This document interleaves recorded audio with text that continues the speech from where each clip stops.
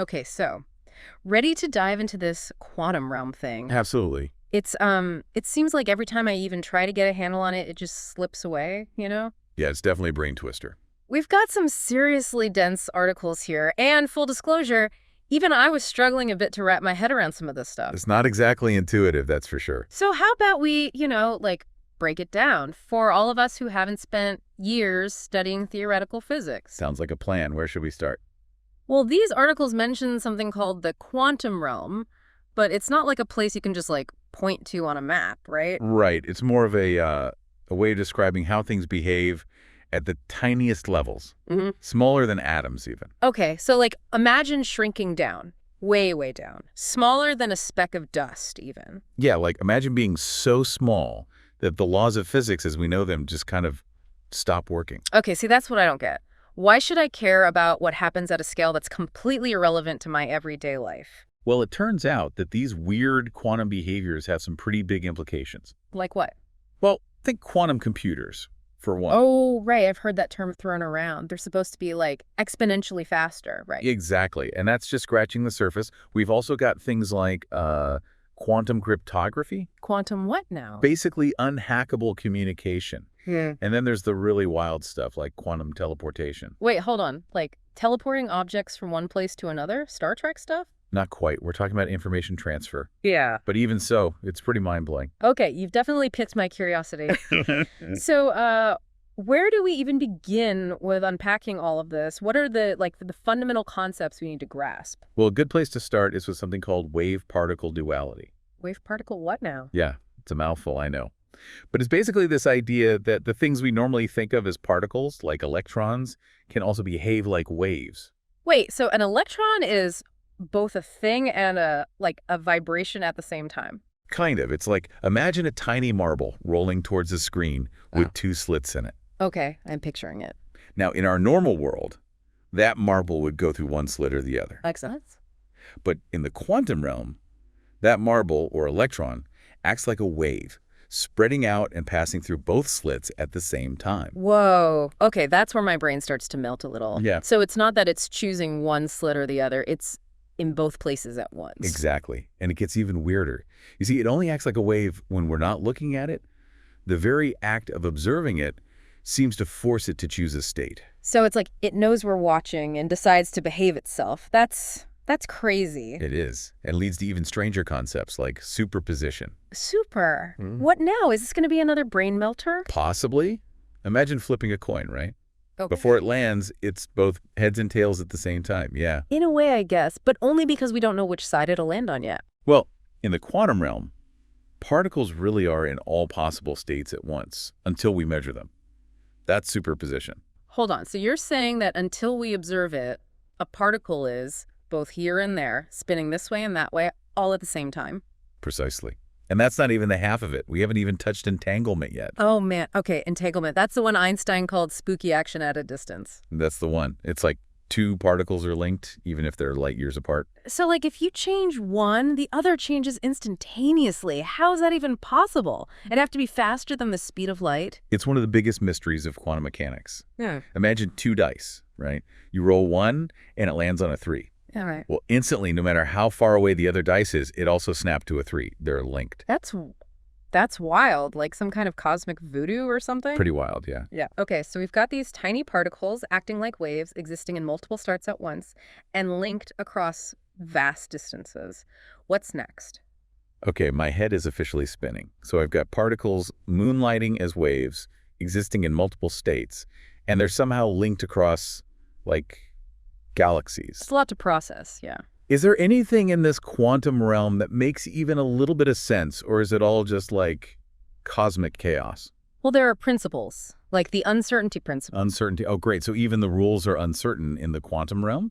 Well, kind of. The uncertainty principle states that there are certain pairs of properties, like a particle's position and momentum, that we can't know precisely at the same time. Okay, so it's like the more we know about where a particle is, the less we know about how fast it's going. Or the other way around. Exactly. It's like trying to nail down a soap bubble. Right. You touch it in one place, and it just pops out somewhere else. Exactly. It's not that our instruments are flawed or anything. It's a fundamental limit of nature, a fuzziness built into the fabric of reality at that scale. Okay, see, this is what I love about these deep dives. My brain hurts in the best way possible. But all this talk about tiny particles and weird rules, how does it actually, you know, affect us in the real world? That's the exciting part. These mind-boggling concepts have real-world applications that are already starting to revolutionize technology. So it's not all just theoretical physics equations on a chalkboard somewhere. Not anymore. We're talking quantum computers, cryptography, teleportation, this stuff of science fiction, but becoming reality. Okay, so let's bring it down to earth a bit. What kind of revolutions are we talking about here? Let's start with quantum computing. All right. Think about your computer or your phone. It uses bits, right? Ones and zeros, like a light switch that's either on or off. Yeah, basic building blocks of digital information. Right. But a quantum bit, a qubit, can be in a superposition. One of those multi-state things we talked about earlier. Yep. So it's like a light switch that can be on, off, or both at the same time. Whoa. Okay, and that's a big deal because It completely changes the game. Imagine the possibilities when your computer isn't limited to just two states for each bit of information. Quantum computers could solve problems in a blink that would take our best computers, like billions of years. billion with a B. Okay, so we're talking solving climate change, curing diseases, that kind of stuff. Exactly. Yeah. Drug discovery, materials science, artificial intelligence. It's hard to overstate the potential impact. Okay, this is blowing my mind. And you mentioned quantum cryptography earlier. Is that the ultimate security system? It's pretty close. Remember how we talk about observing a quantum system changes it? Yeah, like it's shy or something. Right. Well, quantum cryptography uses that to create unbreakable encryption. So you're telling me that someone could try to hack into, say, a bank transfer, but the act of them even trying would just scramble the information. Exactly. The message itself becomes altered, instantly revealing that someone's eavesdropping. It's like a security system that's hardwired into the laws of physics. Okay, so far we've gone from mind-bending to mind-blowing. And then there's the whole teleportation thing. Are we talking about beaming people up like in Star Trek? Not quite yet, but we are talking about teleporting information. Okay, so not teleporting objects, but their blueprints or something. Kind of. We can actually take the quantum state of one particle and instantly transfer it to another particle, even if they're miles apart. Hold on, instantly. But wouldn't that break some fundamental laws of physics, like the speed of light? It's not moving in the traditional sense. It's more like they're instantaneously linked. And remember, entanglement. Spooky action at a distance. Yeah, hard to forget that one. Well, that's what makes this kind of teleportation possible. It's still early days, but the potential is staggering. Imagine a world where information can travel anywhere, instantaneously, securely. Whoa. Okay. So we've got computers that defy the limits of our current technology, unhackable communication, and now potentially instant information transfer. This is getting real fast. It is. But with these exciting possibilities also come new challenges. We have to consider the potential downsides, the ethical dilemmas. Right, because if these quantum technologies are as powerful as they seem, we need to be prepared for the implications, both good and bad. So where do we even begin to grapple with the potential downsides of a quantum revolution? It feels like we're talking about reshaping the very fabric of our technological world. It's definitely a brave new world, and with any new frontier, there are bound to be challenges. One of the most pressing is the potential for disruption, especially when it comes to cybersecurity. Yeah, that's something that jumped out at me in the articles we read. It's we're creating this incredibly powerful technology with quantum computing, but it also has the potential to break everything we've built. That's the double-edged sword of quantum advancement.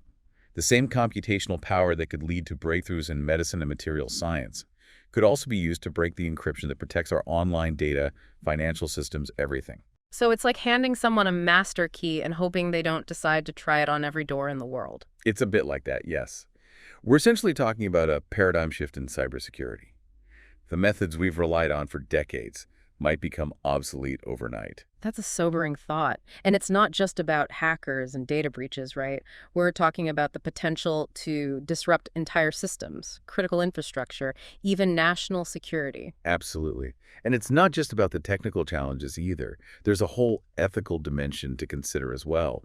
We're talking about technologies that could have a profound impact on what it means to be human. That's something we haven't even touched on yet. It's one thing to talk about faster computers and unbreakable codes, but when we start talking about things like quantum teleportation of information, Well, it gets a lot more philosophical, doesn't it? It really does. Yeah. If we're able to transfer the quantum state of, say, a person's brain, does that mean we're also transferring their consciousness, their sense of self?